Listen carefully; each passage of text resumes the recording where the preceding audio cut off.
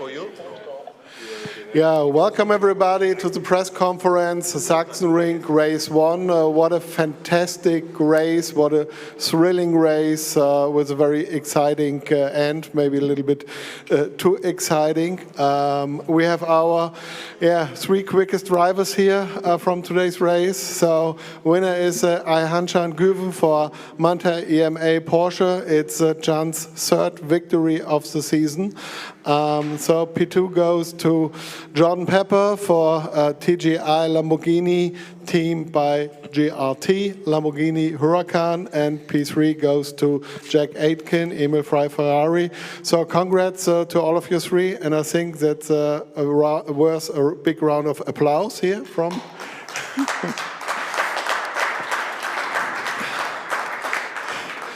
So, Can, third victory of the season. What a victory that was. So, can we say it was a little bit unexpected? No, I was expecting. Yeah. So what happened there in the last few corners? So suddenly your car was on P3 on the restart, and I would say most haven't you on the paper. So it was surprising to suddenly see you on P3. Your teammate had a lot of airtime before on the TV screen. So how did that race go for you? Yeah, I mean. P9 from starting, I know in Sachsenring was not easy after qualifying, but when we see the rain, you know in the rain anything can happen. So when I see the rain, we have some plans, and yeah, honestly, I was starting the race, I knew I will have a good result, and I was targeting like top 5. That was from P9, I say, okay, with a good race, we can do that. And exactly until the safety car, we managed to be P4. We were really fast in the drying conditions with the wet tires. Honestly, this is what I was also investing with my tires, that I didn't push too much in the beginning.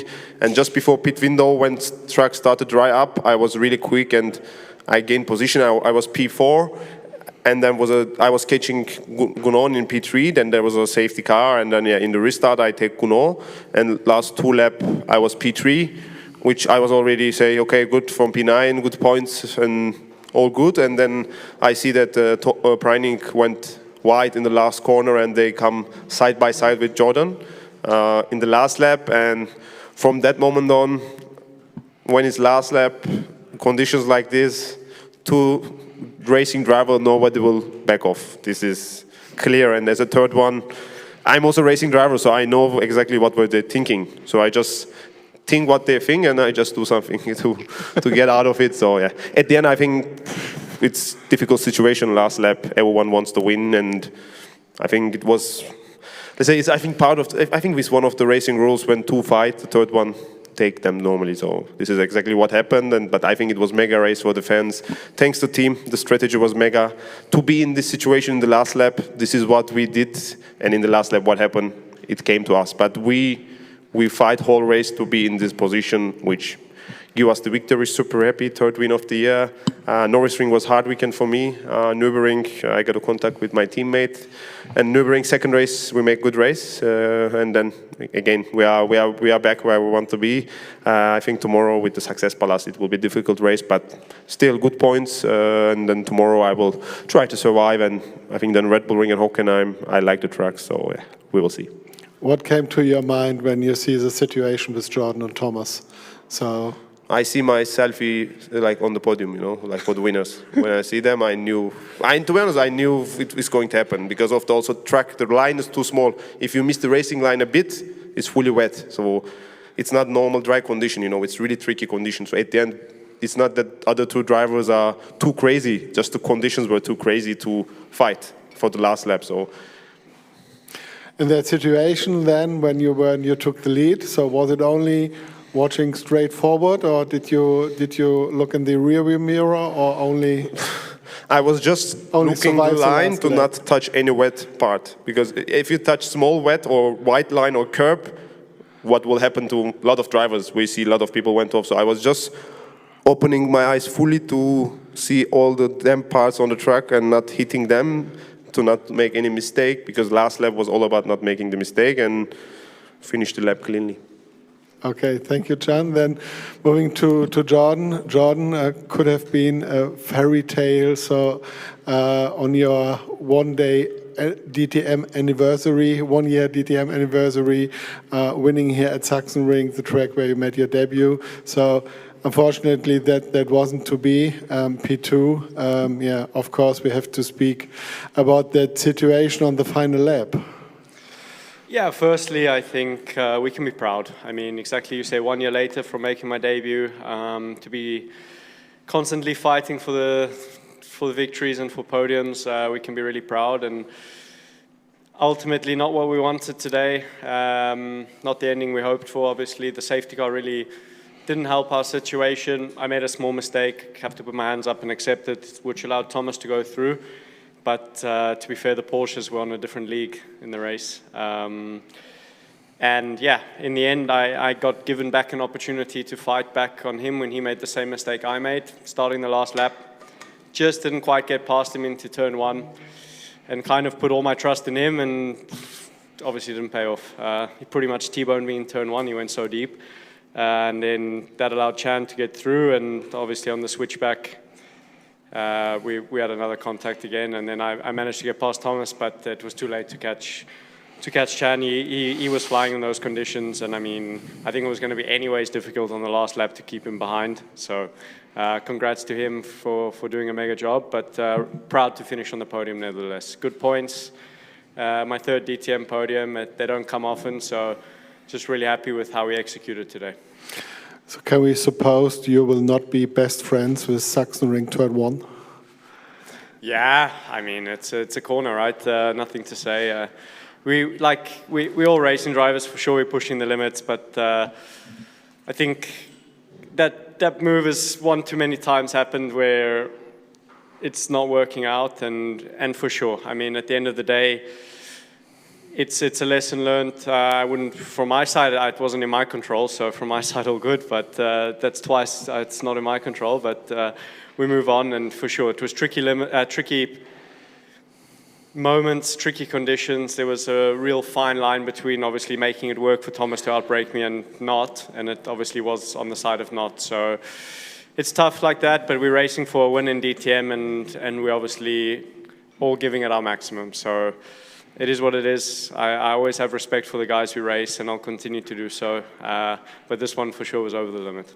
So talk a little bit about the start of the race. So pole positions this morning, and a very good start from you.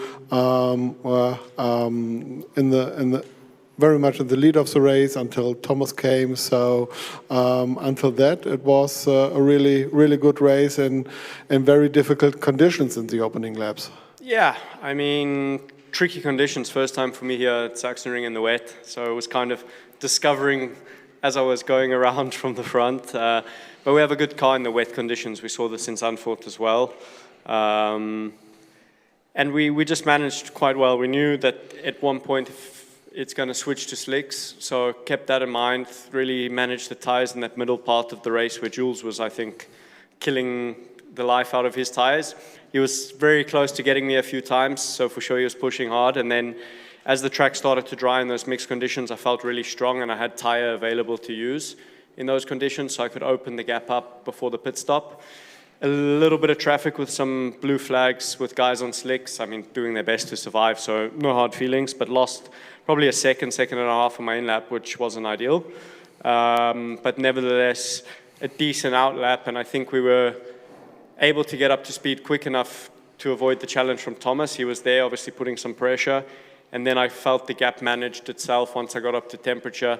For sure they were quicker, that's clear, but at the same time you've got to be a lot quicker here to pass, and with the one dry line it wasn't going to be easy for him, so felt I had the race under control till the safety car, and then from there obviously, as we know, the restart, I made a small mistake, he got by, he made a mistake, we had that challenge into turn 1 and ultimately P2 at the end. Did you speak to Thomas after the race? No, we've done media stuff, so haven't had a chance. Okay. If he wants to come and chat to me, I'm happy to. If not, I'm also okay with it. We've had some hard battles. We've had some good battles over the years. I think we probably crossed the line once or twice. We've also had huge respect. So my respect for him remains the same. I think it's also for him to learn today that he maybe stepped over the line, and if that's on him, so I'm all good. But even if you finish P2, you're now equal on points with Jack Aitken in the championship lead. So you're both on 145 points. Jack has a little bit more wins in his back. So your P2 was equal points in the championship. So how does that feel? Good, but we're not at race 2 in Hockenheim yet, so that's where I want to be on top. Yeah, that's right. We are not at Hockenheim yet. So, Jack, Mr. Championship leader. So we have the same situation like Nürburgring, where you took the championship lead. That was a really exciting race also for you. You had one of the best spot out there during the race. So, describe a little bit how your race went. Very up and down, like a lot of people today, I think. So, it was quite hard to know where I was at times. I think we made decent progress in the first half of the race before the pit stops and slicks. But it was very tough to overtake and got stuck a couple of times, but slowly making our way forward and had a decent pit stop, although Iron Chan had an even better one, so they jumped us. And again, finding our feet in the mixed conditions on slicks was always quite stressful but fun, and making some small positions. So coming to the last lap, I saw them go 3 wide, and I thought something is going to happen, maybe. And I think, I would tend to agree Jordan's analysis. I was perhaps a bit optimistic to be on the wet line, breaking that late into turn 1 for Thomas. But in the end, I benefited from it, which was quite nice. And really happy to be in the podium when we didn't necessarily expect it. But very stressful race. And I thought we were ending in the gravel more times than one. You were en route to a podium spot, but then Thomas came past you and really went by and could build a good gap. What were you thinking when Thomas overtake you? So did you thought that maybe I can hold him? Or? No, I saw him coming and I knew that he came from a long way back in the mirrors, and I just thought we were approaching the first stop anyway, and they were very quick at that time in the race, both him and Iron Chan, and I thought there's not a lot of point to really fight hard, and when you fight hard, especially with Thomas, you tend to lose a lot of time, and I had no reason to give up all of that just before the pit stop. So I thought when it gets properly dry, probably the race comes back to our car a little bit, and we had good pace, so I think it was the right thing to do. It's never easy to let somebody go by, but they were very quick in these conditions. I guess there is on the back of your car, there's a bit of red paint now from another Ferrari, so Rosso Corsa. How was that situation? Did you radio the team what Ben is doing, or? No, because I saw everything. I mean, it was just one of those awkward situations where I was fighting with, I think, Luca, or I can't remember, but somebody in turn 1, and both of us wanted to really slow down to try to get the good exit and the cutback, and Ben was just coming and couldn't quite slow down in time, and we were slower than normal, so it was not intentional, I'm sure. Maybe it was, maybe he doesn't like me, but I think it was not intentional, and no hard feelings. It's just, happy to keep it pointing in the right direction. So it will be a very interesting debriefing then with No, it's fine. I think in Emil Frey we have quite a good relationship between the three of us. You know, me and Thierry were working already for 3 years together, and always working quite well, even though we had many times sharing the same row on the grid or whatever. And it's the same with Ben this year. You know, he's very quick, very talented, and but he's also very sensible. So I know these things happen, and it's okay. Now you're back in the championship lead, the second time this season that you are in the championship lead, equal points. Lucas Auer is only two points behind you. So how did you judge that situation now? It's very early still, or not very early. It's just too early to really draw a lot of conclusions. We saw today how quickly things can change, and I said the same thing, I think, in Nürburgring over the weekend, that especially in DTM, it's quite crazy how up and down the season can be. So I have a nice board on the grid tomorrow, but apart from that, I think we have to just keep going the same. And I tried to keep it for more than 24 hours this time. That would be nice, but yeah, it's... No. Okay, do we have any questions here from the floor?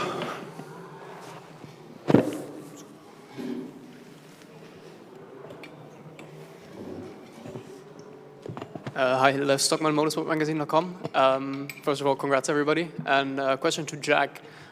We saw you spent a bit of time in the race behind Ben before the pit stops, I think. And obviously it didn't affect your race too much today, but we also saw at the Nürburgring you stayed behind Thierry until the finish line. So we've seen your team not using team orders that much. What are your thoughts on that? And is that something you would maybe wish for as the season nears its end? I think you'll find it's not allowed in DTM anyway. It's against the regulations. So that's why it's quite clear.